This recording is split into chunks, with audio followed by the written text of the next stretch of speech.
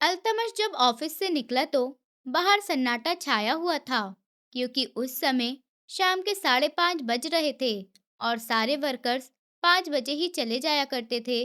और अल्तमश अपना सारा काम निपटाने के बाद जाता था। अपने कोट को एक बाजू पर लटकाए, हाथ में फोन लिए, अपने कुछ ईमेल को चेक करता हुआ आगे बढ़ा। सफेद शर्ट की बाजू ऊपर मुड़ी हुई थी। वो सुबह में जितना तैयार होकर आता था, उतना ही उसके जाते समय हुलिया खराब हो जाता था। लेकिन इस हुलिये में भी वो लड़कियों के दिल को धड़का देता था। अल्तमश चेहरे पे संजीदगी लिए लिफ्ट में जा रहा था। जैसे ही नीचे आया तो जोरदार बारिश ने उसका स्वागत किया। उसकी गाड़ी पास लाकर खड़ी की जा चुकी थी ताकि वो भीग नहीं सके। अल्तमश जैसे ही कंपनी की इमारत से बाहर निकला तो थोड़ी दूर जाकर उसे एक जाना पहचाना चेहरा नजर आया था। क्योंकि बारिश बहुत ज्यादा थी, इसलिए हर चीज बहुत धुंधली दिख रही थी। पास जाकर उसके चेहरे को देखकर वो हैरान रह गया। बारिश की बरसती रफ्तार को देखकर वो ना चाहते हुए भी अपनी गाड़ी रोक चुका था। मिस मलिहा, गाड़ी में बैठिए। वो बस का इंतजार करते हुए बारिश में पूरी तरह भीग चुकी थी, जिसे देखकर अल्तमश के माथे पर बल पड़े थे। नो थैंक यू सर, मैं चली जाऊंगी। वो उसे खुद के लिए मिस सुनकर धड़क उठी थी। मैं भूल गया था, जबरदस्ती ही सही, पर वो उसके निकाह में थी। शराफत से गाड़ी में बैठो, वरना वो गुस्से से कह ही रहा था। तभी मलिहा उसकी बात को अनसुना करके आगे बढ़कर रिक्शा रोक चुकी थी। उसकी अकड़ को देखकर अल्तमश बिना बारिश की परवाह किए बिना गाड़ी से उतरकर उस तक पहुंचा था।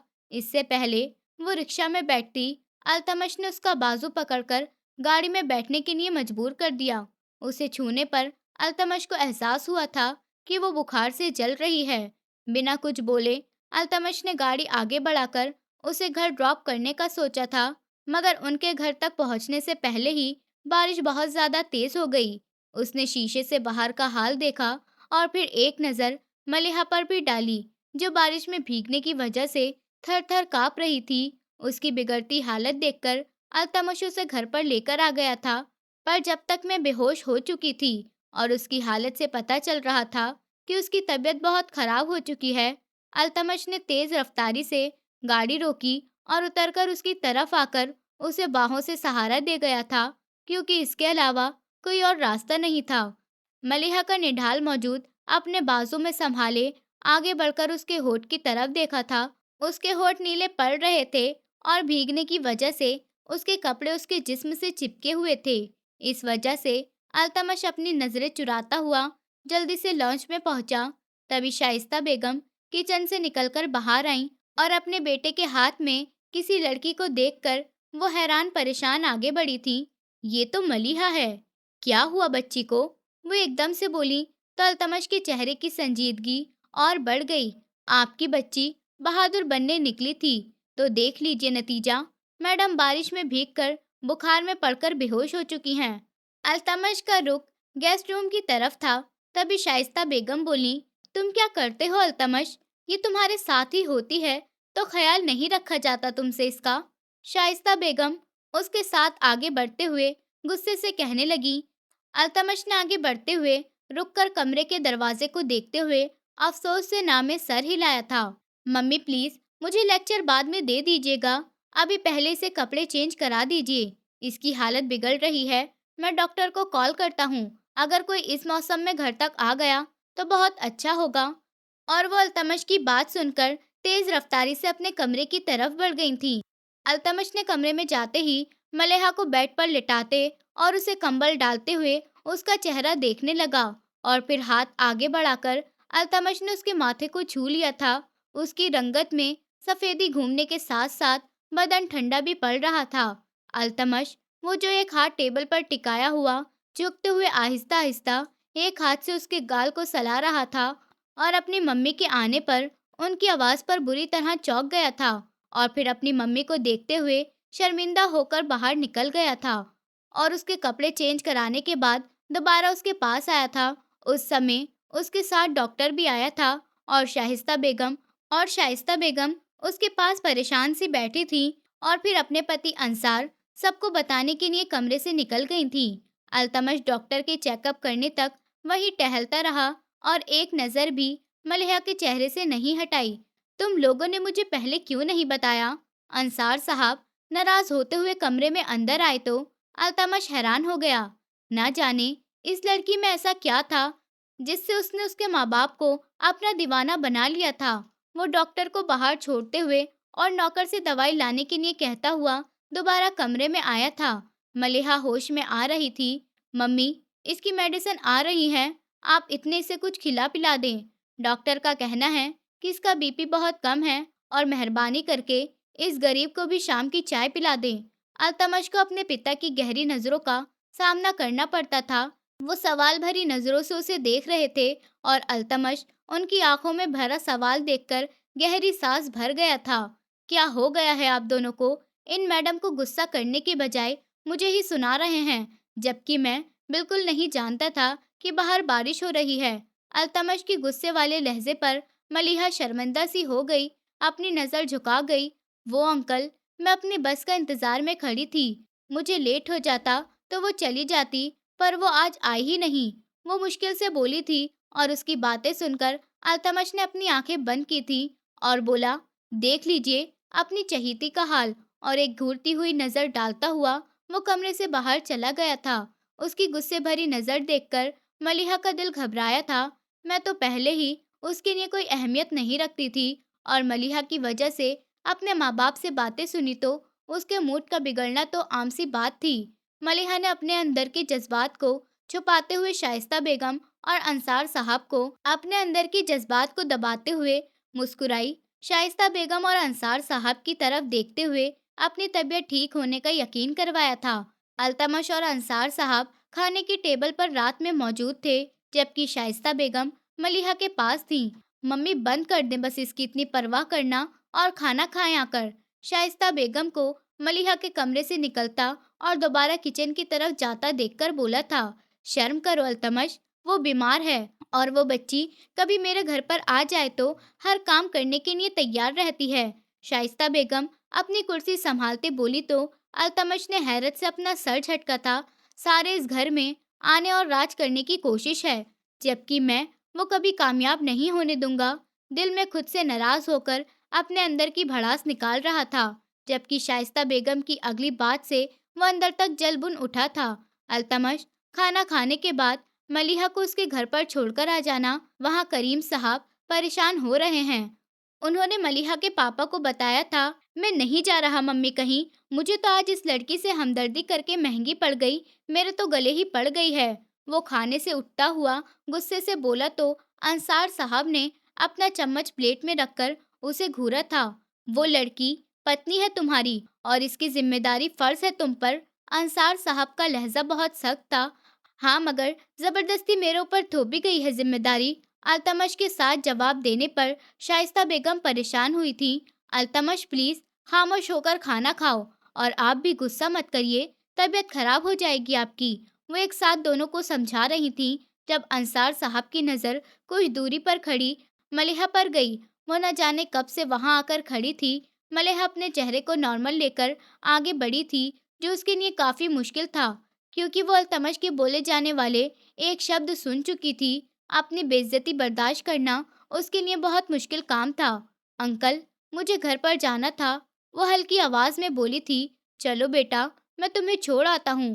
वो खड़े हुए तो अल्तमश को अपनी मम्मी की घूरती नजरों का सामना करना पड़ा, तो वो खाना वहीं छोड़कर उठ गया था।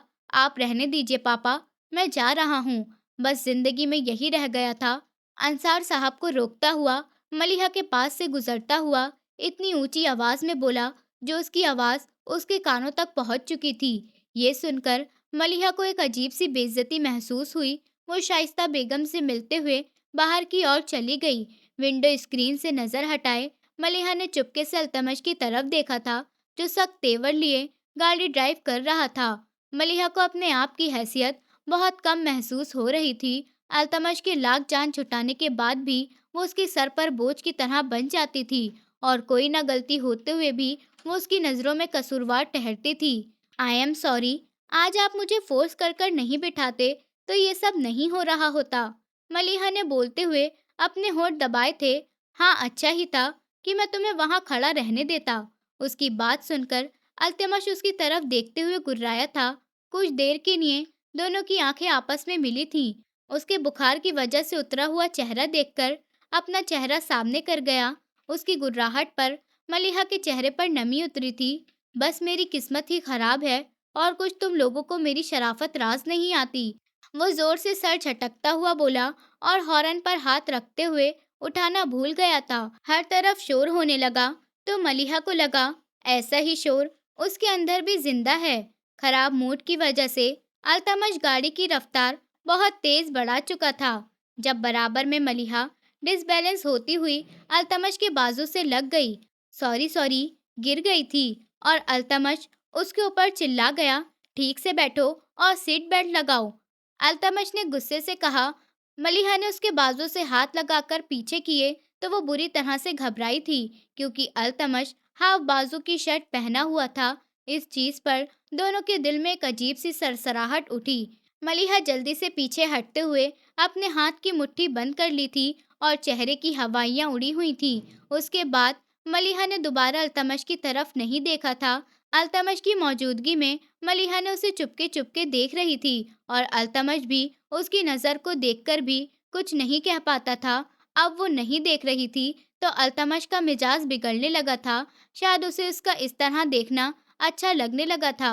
अल्तमश ने काफी बार मलिहा की तरफ देखा था, जो सामने की तरफ चेहरा करे बैठी थी, और ऐसा उसे एहसास दिला रही थी कि देख रहा है तो देख, मुझे कोई फर्क नहीं पड़ता। वो गुस्से में गाड़ी की रफ्तार को बढ़ा गया था।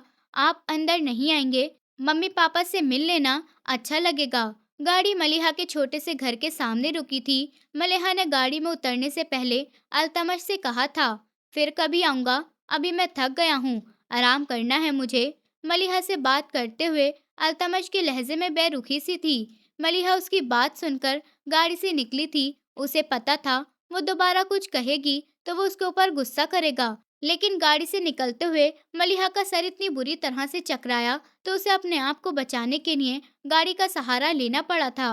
अल्तमश की जैसे ही नजर उस पर पड़ी, गिरफ्तारी से उसके पास आकर उसे संभाला था। क्या हुआ मलिहा? अल्तमश ने उसकी बाजू पकड़ के सवाल किया। उसका लहजा बहुत प्यार भरा था। मलिहा ने अपना चकराता हुआ सर और अपनी हालत को छोड़कर अल्तमश के चेहरे को देखने लगी। वो जब भी इससे नरम लहजे में बात करता या इसके लिए परेशान होता, वो ऐसे ही खामोशी से उसे देखने लगती। मैंने खुद को नजर लगाने के लिए नहीं कहा, कुछ पूछ रहा हूँ मैं तुमसे। अल्तमश की तेज आवाज पर मलिहा संभली और अपनी नजरें झुका गई थी। चक्कर आ रहे हैं? वो धीमी आवाज में बोली तो अल्तमश उसे ऊपर से नीचे तक देखने लगा। वो पहले ही नाजुक सी थी, आज उसकी बुखार ने सारी ताकत निचोड़ ली थी, जिससे उसका चेहरा पीला पड़ रहा था। अल्तमश ने उसकी हालत देखकर गहरा सांस भरकर उसका हाथ पकड़ा था और उसे लेकर घर के अंदर चला गया। मलिहा ने चौंक कर उसे देखा, पर वो सामने देख रहा था। ऊपर वाले, ये हाथ मेरे हाथ से कभी छूटने मत देना। मलिहा ने अल्तमश के हाथ में अपना हाथ देखकर दिल ही दिल में चुपके से दुआ की थी, नाजुक बनने के बजाय कुछ खा पी लो, इस तरह हर जगह बेहोश और गिरती पड़ती नहीं मिलोगी। उसके साथ चलते हुए अल्तमश ने उसे ताना मारा था, और हाँ, कल ऑफिस मत आना, तुम्हारे बगैर भी ऑफिस का काम हो जाएगा। मलिहा ने उसके हुक्म पर अपनी नजर डाली थी। वो कुछ बोलना चाहती थी, पर खामोशी से नजरें झुका गई थी। उसे ये नहीं बता सकी कि अगर ऑफिस नहीं आई तो अपने दिल को कैसे संभालेगी, जिसे अल्तमश की मौजूदगी अपने आसपास चाहिए। अल्तमश मलिहा को उसके घर पर छोड़कर खुद वापस निकल आया था। उसके मम्मी पापा ने उसे चाय के लिए रोकना चाहा था, मगर वो फिर कभी का बहाना करके चला गया था। कुछ साल पहले करीम साहब बहुत ज्यादा बीमार पड़ गए थे। वो एक मौसमी बीमारी की लपेट में आ गए थे, जिससे उनके जिंदा रहने के चांस बहुत कम थे। उनके इस मुश्किल वक्त में इनके दोस्त अंसार साहब ने उनका साथ दिया। तब करीम साहब की एक ही ख्वाहिश थी कि वो किसी भी तरह अपनी बेटी की शादी कर दें। जब उन्होंने अपनी ख्वाहिश अंसार साहब के सामने रखी और कहा कि मलिहा के लिए कोई अच्छा लड़का तलाश करने के लिए बोला, तो अगले दिन अंसार साहब खुशी खुशी मलिहा के लिए एक लड़का लाने की बात बता गए थे। अंसार, कौन है वो लड़का? नाम क्या है? खानदान कैसा है और क्या करता है? अंसार साहब के चमकते चेहरे को देखकर करीम साहब ने कमजोर सी आवाज में सवाल किया था। वो लड़का है अल्तमश। अच्छा खानदान है और बिजनेस करता है। अब बताओ, तुम्हारी क्या राय है? अंसार साहब ने अपनी मुस्कुराहट छुपाते हुए जवाब दिया। पहले तो कुछ देर न समझी से उन्हें देखने लगे और फिर एकदम खुशी की झलक उनके चेहरे पर आ गई, पर फिर एकदम परेशानी ने उनके चेहरे के जज्बात बदल दिए। उन्हें अपने दोस्त के ऊपर पूरा भरोसा था, मगर इनके बीच में पैसे का फर्क देखकर करीम साहब हिचकिचा से गए। मगर अंसार, ये रिश्ता हमारी पहुंच से बहुत दूर है, मतलब कोई जोड़ नहीं है। हमारा रिश्ता अगर बराबरी का हो तभी बेहतर होता है।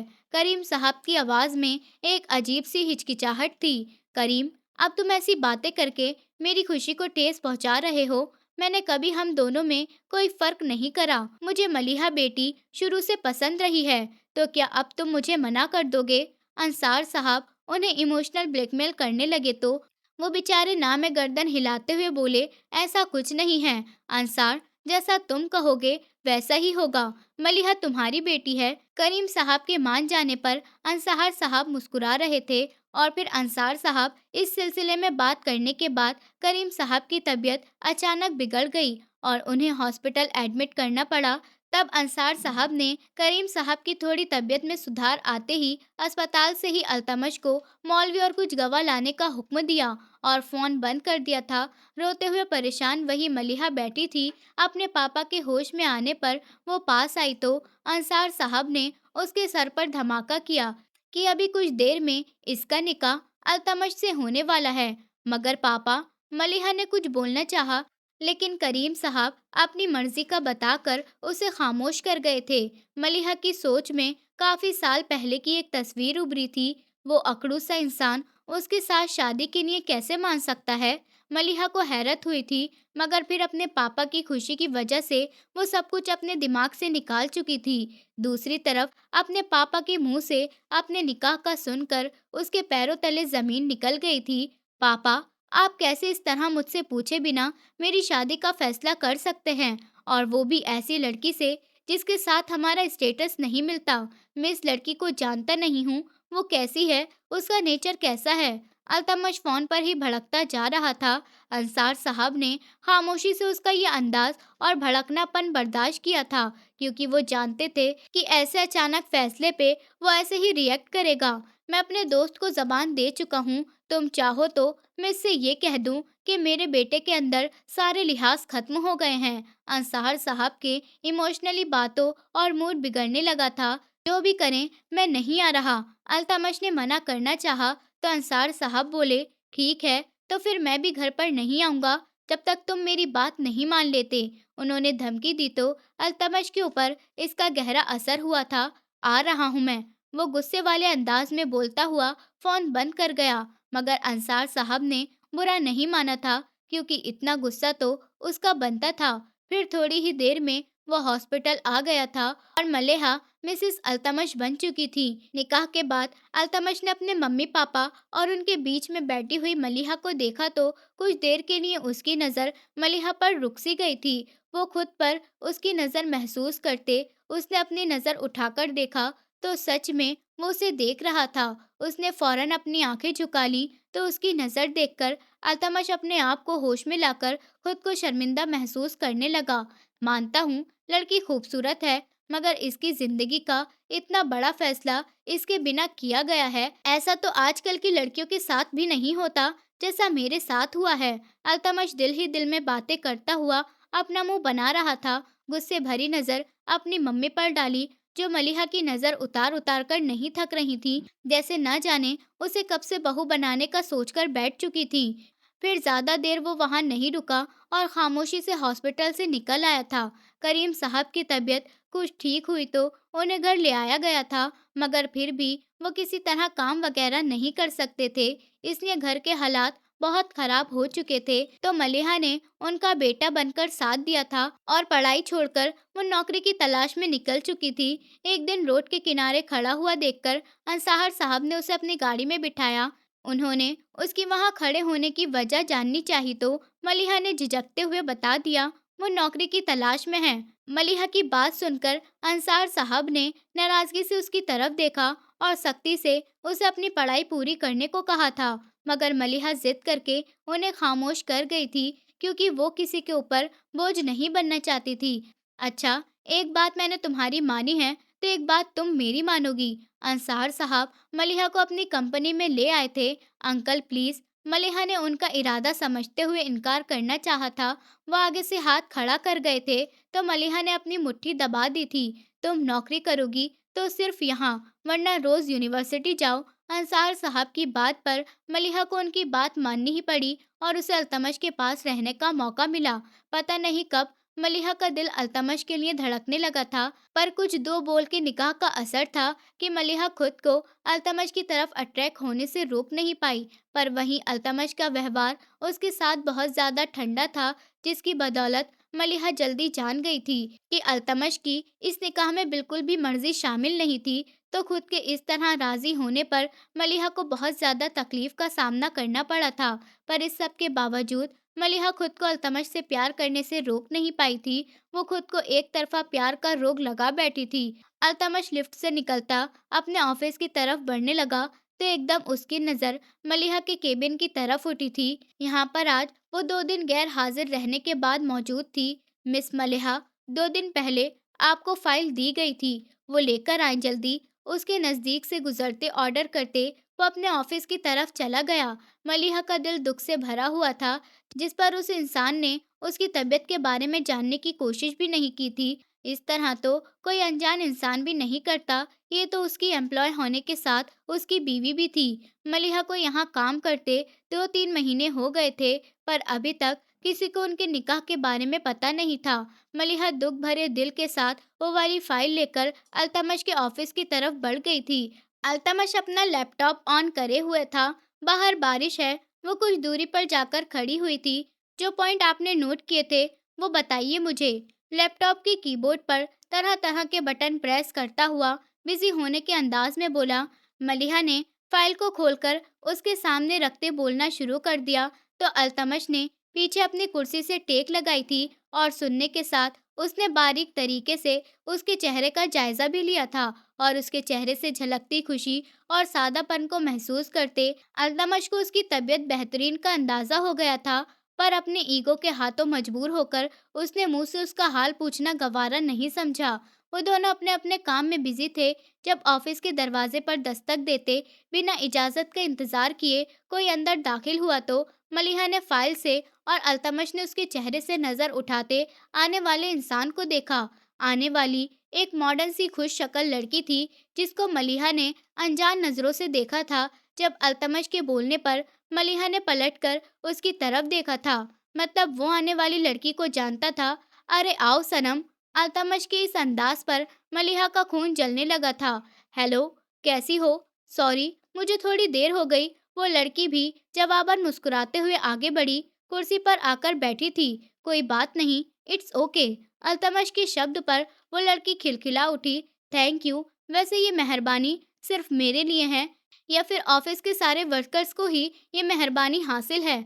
अपने कंधों पर झूलते बालों को एक अदा से लहराते वो जरा सा आगे होती हुई बोली थी। हाँ, कह सकती हो। ऐसा ही है, क्योंकि बाकी सबके लिए ऑफिस टाइमिंग को लेकर बहुत ज्यादा सख्त हूँ। अल्तमश का इस लड़की से इतना ज्यादा फ्री होकर बात करना मलिहा को बहुत बुरा लग रहा था, पर वो चाहकर भी कुछ नहीं कर सकती थी। और वो दोनों थे कि उसके वजूद को भूले हुए अपनी बातों में खो गए थे। सर, ये फाइल बिना। आखिर मलिहा ने खुद ही अपनी मौजूदगी का एहसास दिलाना चाहा था, पर इससे पहले अल्तमश कुछ कहता सनम बोल पड़ी। अभी जाओ तुम, जब अल्तमश फ्री होगा तो तुम्हें बुला लेगा। सनम का लहजा ऑर्डर देने वाला था। उसके बावजूद मलिहा ने मुंह बनाकर अल्तमश की तरफ देखा था कि वो क्या कहता है।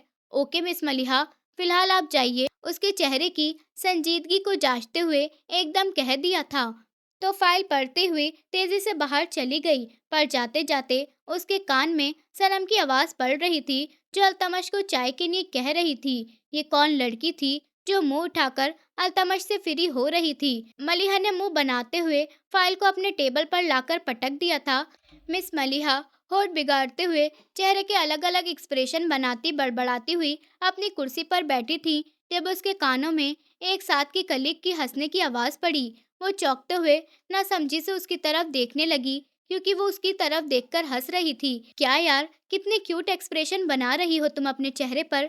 हंसते हुए वो बोली तो मलिहा ने नाराजगी से खुद को काम में बिजी कर लिया। मलिहा को बाद में पता चल गया था कि सनम अल्तमश की दोस्त थी, जो टाइम पास करने के लिए अल्तमश के पास आने लगी थी। सनम का मकसद अल्तमश के साथ मिलकर काम करना नहीं, बल्कि अल्तमश के ऊपर अपने प्यार का जाल डालना था। वो दिल ही दिल में अल्तमश को पसंद करती थी, इसलिए अल्तमश को अपनी तरफ अट्रैक्ट करते वो जल्दी ही उसे अपनी पसंद का इजहार करने वाली थी। जब मलिहा अल्तमश के ऑफिस में आई तो वो चाय के लिए ऑर्डर कर रहा था।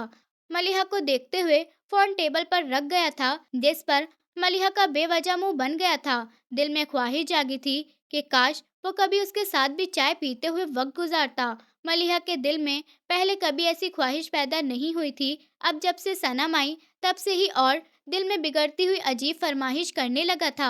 अल्तमश मलिहा की फाइल चेक कर रहा था जब ऑफिस बॉय चाय लेकर अल्तमश के पास रखता वापस चला गया था। जब कुछ देर बाद और बेध्यानी में मलिहा का हाथ चाय के कप से टकरा गया, गरम चाय छलक कर मलिहा के हाथ में झुलस गई थी और एकदम ही वो दर्द से कर्रा गई। अल्तमश ने फाइल से नजर हटाकर फौरन उसकी तरफ देखा, जो आंखों में आंसू लिए हुए खड़ी थी। क्या करती रहती हो तुम पागल लड़की। अल्तमश जल्दी से अपनी जगह से उठता उसकी जलन की वजह से लाल हुआ हाथ पकड़ गया था। वो चाय की वजह से जल गया। मलिहा ने मुंह बनाए जवाब दिया तो अल्तमश कुछ बोले बिना टेबल की दराज को देखने लगा। मलिहा का हाथ अल्तमश के हाथ में कैद था, जिसको मलिहा ने छुड़वाने की कोशिश नहीं की थी। छुड़वाती भी आखिर क्यों, जब वो उसका पति के हाथ में था। यहाँ पर आकर बैठो। अल्तमश दराज से मरहम निकालता हुआ बेदिहानी में उसको अपने चेयर पर बिठा गया, जिस पर मलिहा ने हक्का बक्का होते हुए अल्तमश की तरफ देखा, लेकिन वो तो बुरी तरह मलिहा के जले हुए हाथ की तरफ देख रहा था। अब जरा सा झुकते वो उसके हाथ पर मरहम लगा रहा था। मलिहा तो अपने हाथ की जलन भूल गई थी, आंखों से आंसू तो बह ही रहे थे। अल्तमश रिश्ते को दिल से कबूल नहीं करता था, तो इतना ज्यादा उसकी तकलीफ पर परेशान सा हो रहा था। और जब कभी उस पर निकाह के बोल का असर हो जाता तो ना जाने मलिहा की क्या हालत करता। वो उसकी हैरानगी से देखे जा रही थी। जब देखो चोट लगाती रहती हो और कभी बीमार पड़ जाती हो, तुम्हें क्या संभालने के लिए हर वक्त एक इंसान का होना चाहिए। वो मरहम लगाता हुआ बोला तो मलिहा के दिल ने कहा, वो इंसान तुम भी हो सकते हो ना, बल्कि तुम ही तो हो जिसको मेरी हिफाजत करनी है। पर वो इतना ज्यादा जज्बाती हो गई थी कि बोलने की चाह में बस उसके होठ कांपते रह गए थे। जब इस वक्त सनम ऑफिस में दाखिल हुई और फिर सामने का मंजर देखते हुए अचानक से एक जगह खड़ी रह गई थी।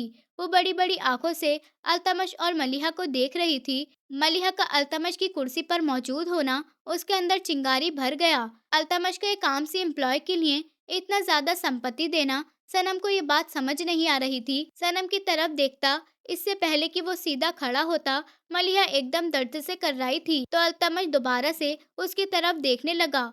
बहुत दर्द हो रहा है। मलिहा ने अपने हाथ को तेज तेज झुलाते हुए कहा तो अल्तमश एक बार फिर से उसका हाथ पकड़ गया था। और अब बस, अभी मैंने मरहम लगाया है ना, तो कुछ देर तक आराम हो जाएगा।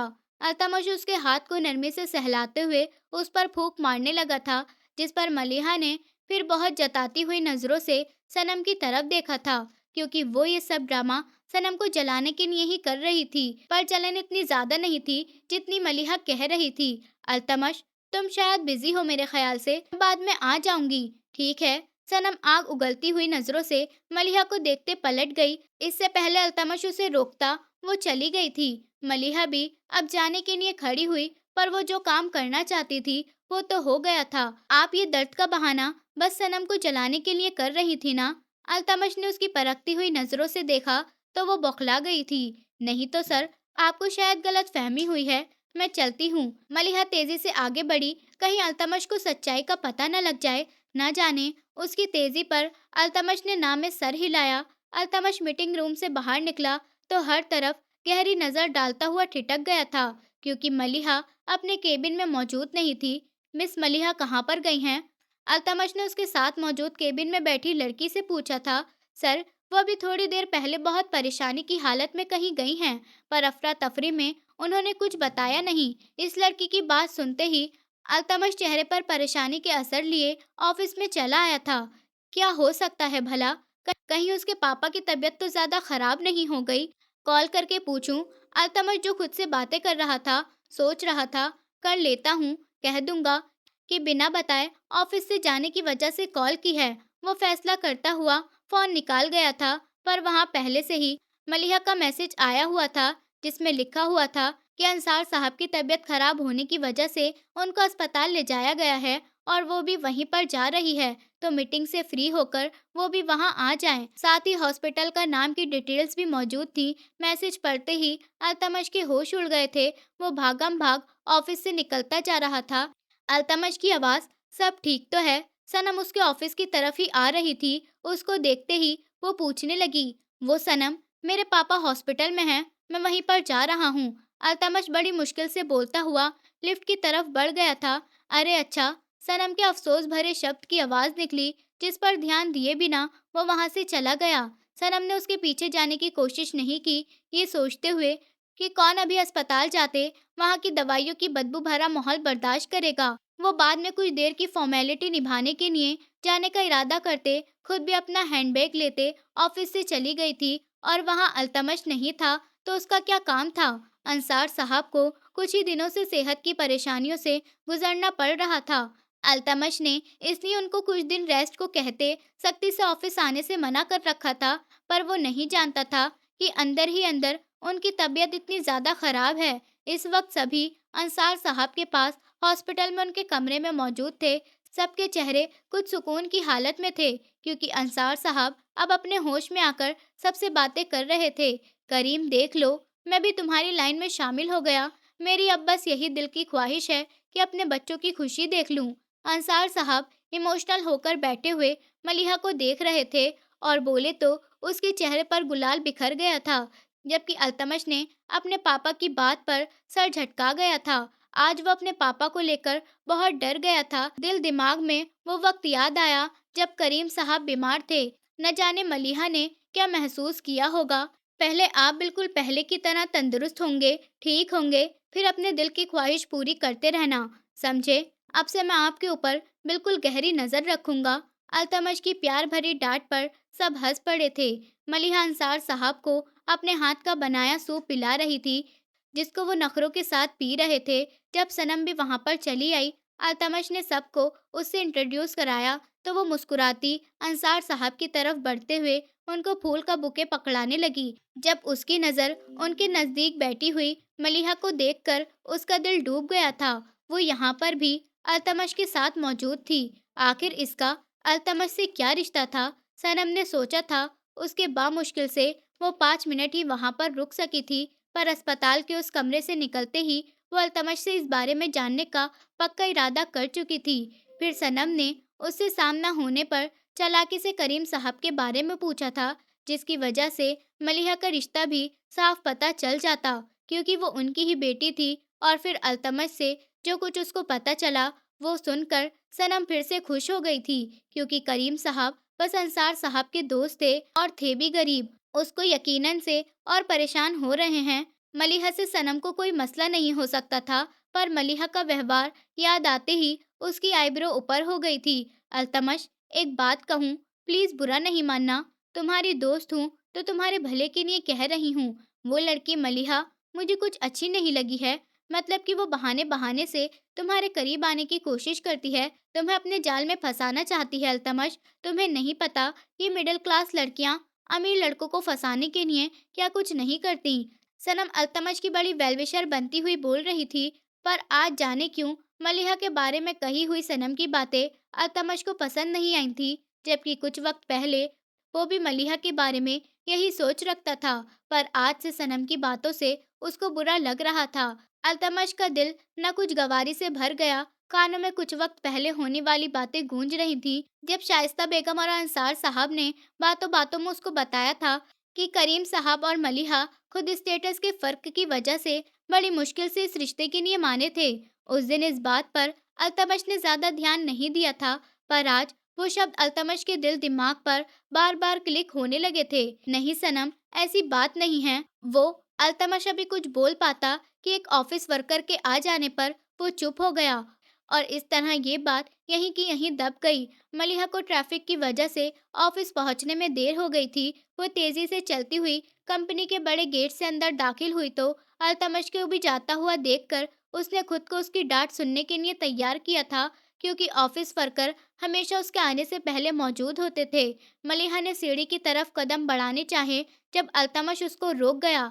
आप पहले ही लेट हो गई हैं और आप सीढ़ियों से जाकर और देर करोगी तो लिफ्ट में ही आ जाइए, ये मेरे साथ सब एम्प्लॉय के लिए भी है। अल्तमश के ताने पर मलिहा एक नज़र सीढ़ियों की तरफ देखते न चाहते हुए भी अल्तमश के साथ लिफ्ट में दाखिल हो गई थी। उसने अपने बैग और हाथ में मौजूद फाइल पर गिरता मजबूत करते हुए ऊपर वाले को याद किया था, क्योंकि वो कभी लिफ्ट में खड़ी नहीं हो सकती थी। उसकी सांस बंद होने लगता था। पर आज तो शायद मलिहा की किस्मत ही खराब थी, जो अगले ही लम्हे लिफ्ट रुक गई थी। शायद बिजली का कोई मसला था। उसके साथ ही मलिहा के चेहरे पर ठंडे पसीने छूट गए और उसका पूरा शरीर कांपने लगा। वो देर होने की वजह से नाश्ता भी थोड़ा ही करके आई थी और आगे ये मुसीबत, उसको अपनी टांगों पर खड़ा होना बहुत मुश्किल हो रहा था। लिफ्ट रुकने पर अल्तमश ने गुस्से से नौकरानी को कॉल मिलाई थी। वो पहले ही सेल फोन पर बिजी था, इसलिए मलिहा की हालत से बेखबर था। सर, मलिहा ने मुश्किल से अल्तमश को पुकारा। उसने जल्दी से उसकी तरफ देखा। मलिहा, मलिहा क्या हो रहा है तुम्हें? अल्तमश परेशानी से पूछने लगा, पर मलिहा कुछ बताने से पहले अपनी आंखें बंद करती चली गई। तो अल्तमश ने वक्त रहते उसको अपने साथ लगाया था। उसने उसके चेहरे को थपथपाया, पर वो कोई रिस्पॉन्स ही नहीं कर रही थी। अल्तमश का चेहरा गुस्से से लाल पड़ने लगा। उसने फौरन से नौकर को कॉल मिलाई थी। अरे जल्दी से लिफ्ट का मसला हल करो, लाइट नहीं है तो जनरेटर चलाओ जल्दी से। इसके बाद कुछ सेकंड में ही लिफ्ट चल पड़ी थी। दूसरी मंजिल पर लिफ्ट रुकते ही अल्तमश ने मलिहा को अपनी बाहों में उठाकर अपने ऑफिस का रुख किया। जब उसको अपना मैनेजर दिखाई दिया तो उसने कहा, जल्दी से डॉक्टर को बुलाओ, इमरजेंसी है। अल्तमश तेज रफ्तार से मलिहा को लिए हुए अपने ऑफिस में दाखिल हो गया था, जबकि ऑफिस में मौजूद वर्कर हैरानी से मलिहा को उसकी बाहों में देख रहे थे। अल्तमश ने ऑफिस में मौजूद सोफे पर मलिहा को लिटाते हुए उसके पांव जूते से आजाद करते उसके हाथ और पैरों के तलवों को मसलना शुरू कर दिया, ताकि उसके वजूद को हरारत मिल सके। मलिहा, अल्तमश ने एक बार फिर से उसको पुकारा। उसके नाक के करीब उंगली करी थी, ताकि उसकी सांसों को चेक कर सके, और वो बहुत कम सांसें ले रही थी। अल्तमश परेशान हो गया था और फिर मलिहा की जान बचाने के लिए वो उस पर झुक गया, उसे अपनी सांस देने लगा था। 2-3 बार ये हरकत उसने अपनाई तो मलिहा की बॉडी में हरकत हुई थी, पर अल्तमश का उसके चेहरे पर झुकना देखते हुए सनम ऑफिस में दाखिल हो रही थी। उसकी आंखों में हैरत आ गई, जिस पर वो कुछ लम्हे आंखें फाड़ती हुई ये मंजर देखती रही, और उसने तालियां बजाने लगी तो अल्तमश ने बुरी तरह से चौंक कर सनम की तरफ देखा था। वाह अल्तमश, तुम तो अपनी फीमेल वर्कर के साथ ये सब करते हो, सोच भी नहीं सकती थी। शर्म आ रही है कि तुम मेरे दोस्त हो। अभी मैं ऑफिस के सारे वर्कर्स बुला लूं तो क्या इज्जत रह जाएगी तुम्हारी। सनम बड़ा चढ़ाकर बोलने पर आई तो बोलती चली गई। उसको वो इस तरह अल्तमश को अपने काबू में करती अपनी हर बात मनवा सकती थी। कुछ देर में वो बहुत आगे का सोच चुकी थी। चुप हो जाओ सनम, अपनी बकवास बंद कर लो तो अच्छा होगा, अल्तमश ने गुस्से से बोला। पर सनम पर असर नहीं पड़ा था। उसने कुछ कदम आगे बढ़ाए और जब उसकी नज़र मलिहा पर पड़ी तो उसके अंदर एक नफरत की नदी भर उठी। ये लड़की हर बार अल्तमश के पास पाई जाती थी। मुझे तो पहले ही इस लड़की पर शक था, मगर ये इतनी गिरी हुई हरकत करेगी ये तो मैं सोच भी नहीं सकती थी। सनम दोबारा जुबान चलाने लगी और अब उसका निशाना मलिहा थी, और जो हल्के हल्के अपनी आंखें खोल रही थी। अल्तमश ने सनम को बाजू से पकड़ते हुए झटक दिया था।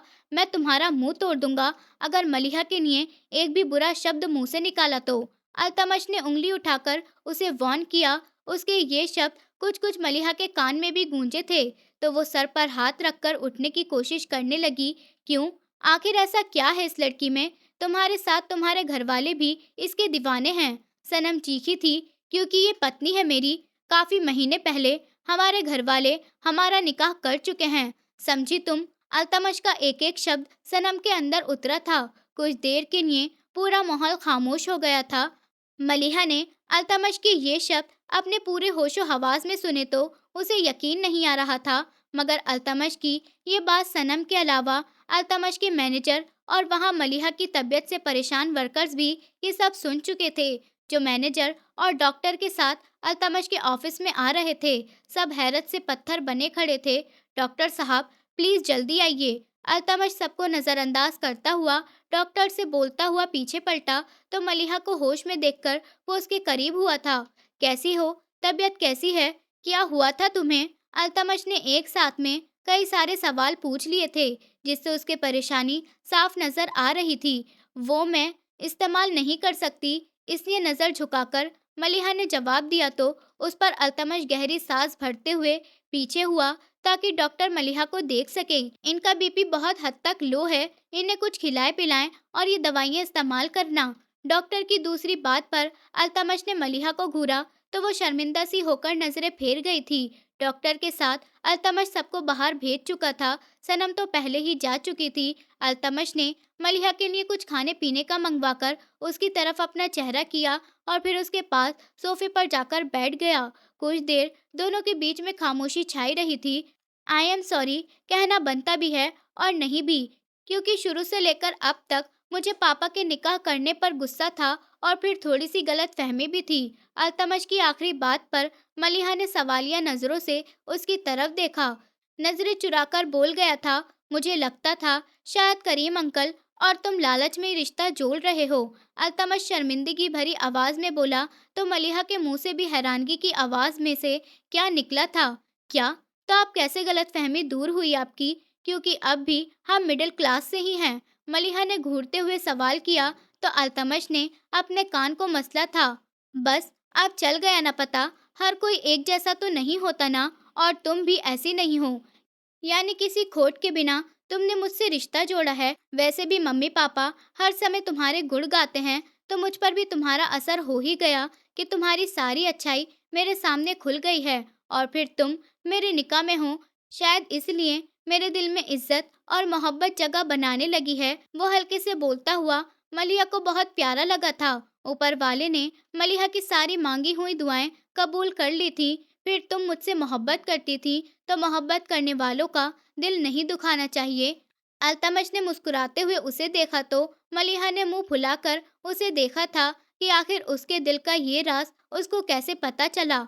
तुम मुझे देखती हो, सनम को मेरे इधर उधर देखकर तड़पती हो, मुझे सब पता चल जाता है। एक खुली हुई किताब हो तुम मेरे लिए, तुम्हारे चेहरे पर सब साफ लिखा हुआ नजर आता है। अल्तमश उसका हाथ पकड़कर उसकी आंखों में देखकर बोल रहा था। तब नौकर नाश्ता लेकर चला आया। ये सब तुम खाओगी और फिर मैं तुम्हें घर पर छोड़ने जा रहा हूँ।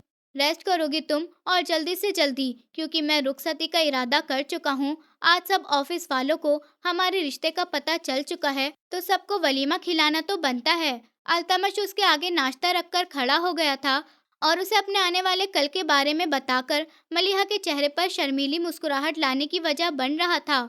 वो नजर झुकाए होठों पर हल्की सी मुस्कुराहट लिए नाश्ता करने लगी थी। कुछ दिन बाद रुखसती का दिन आखिर आ ही गया था।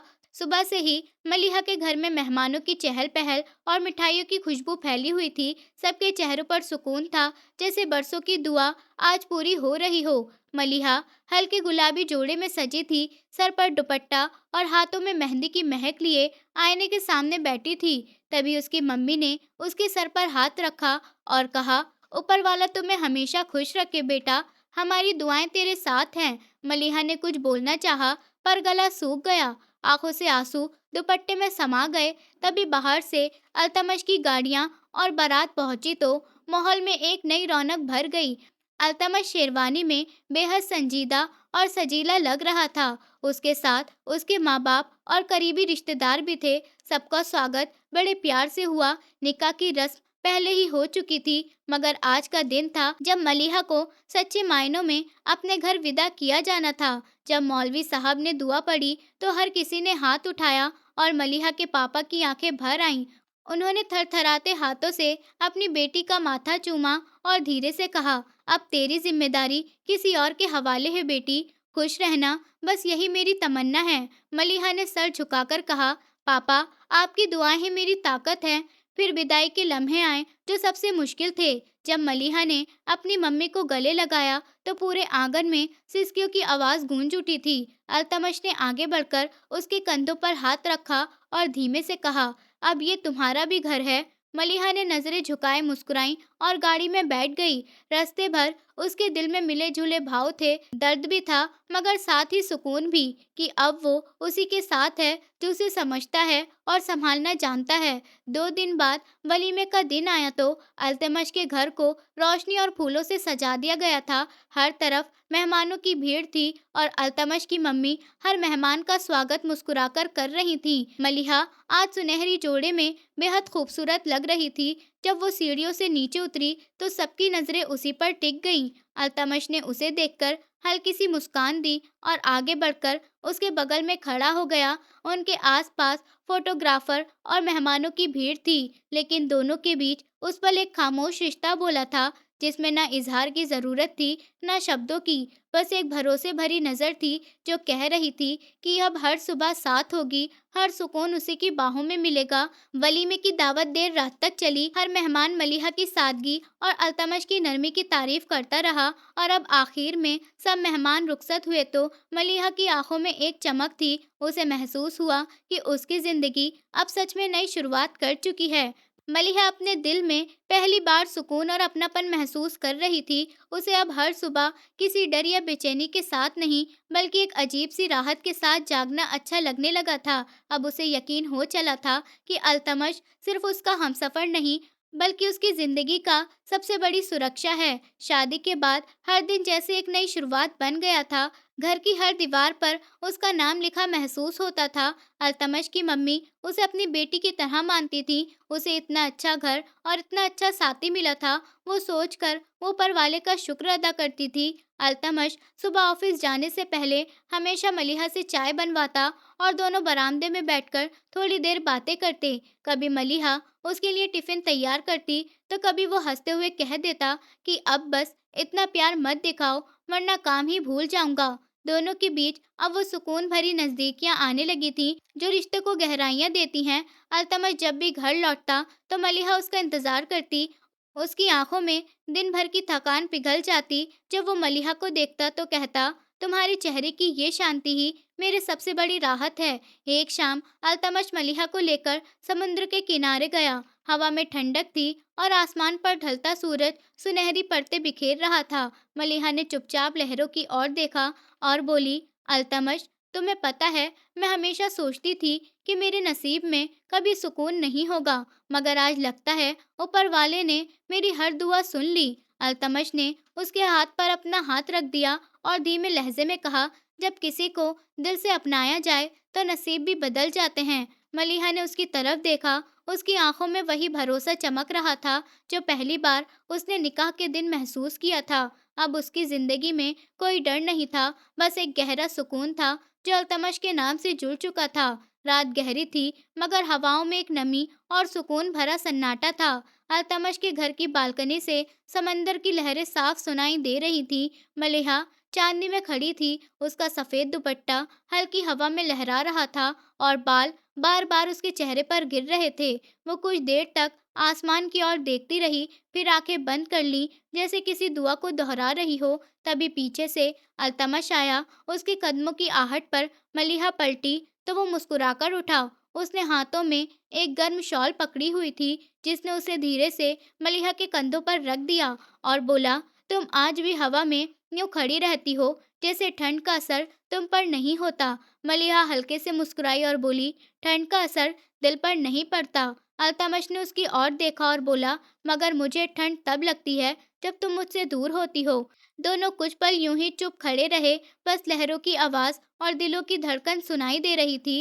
अल्तमश ने धीरे से मलिहा का हाथ थाम लिया। उसकी उंगलियां ठंडी थीं, मगर उनमें एक अजीब सी गर्माहट थी जो दिल को छू रही थी। अल्तमश ने कहा, मलिहा, तुम जानती हो, मैं हमेशा सोचता था कि मोहब्बत का एहसास है जो सिर्फ कहानियों में होता है, मगर जब से तुम जिंदगी में आई हो, हर लम्हा एक दुआ बन गया है। मलिहा ने नजरें झुका ली। उसके गालों पर चांदनी की हल्की रोशनी पड़ रही थी जो उसे और भी मासूम बना रही थी।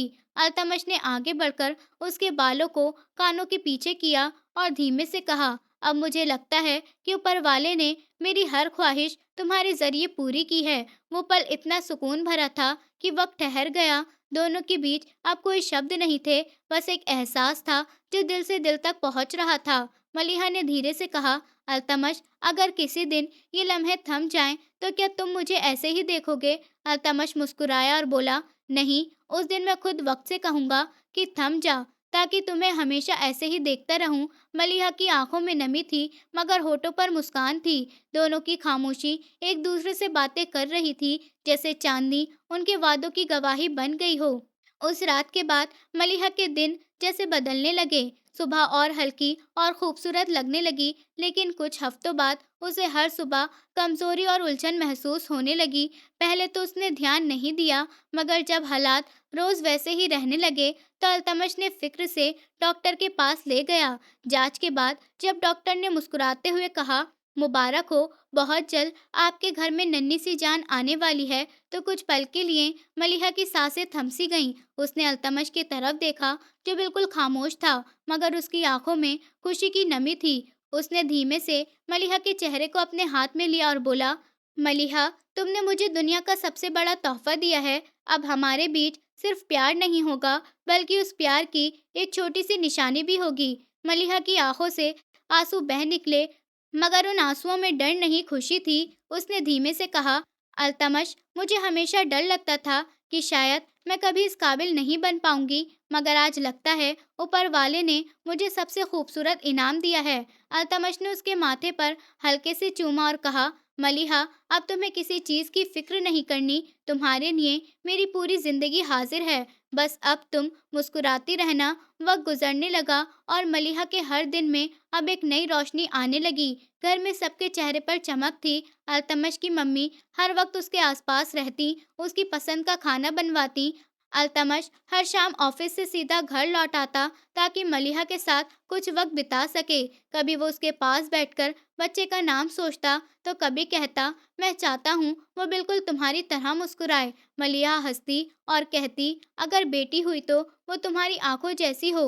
रात को जब दोनों कमरे में बैठे होते, तो अल्तमश उसके पेट पर हाथ रखकर कहता, "अब ये सिर्फ मेरा नहीं, हमारा संसार है।" और मलिहा मुस्कुराते हुए आंखें बंद कर लेती। वो अब डरती नहीं थी, क्योंकि उसे यकीन था कि उसके पास जो कुछ है, वो उसे कभी अधूरा नहीं छोड़ेगा। उसके पास अब मोहब्बत थी, भरोसा था और आने वाले कल की एक प्यारी सी धड़कन थी, जो उनके दिलों के बीच पलने लगी थी।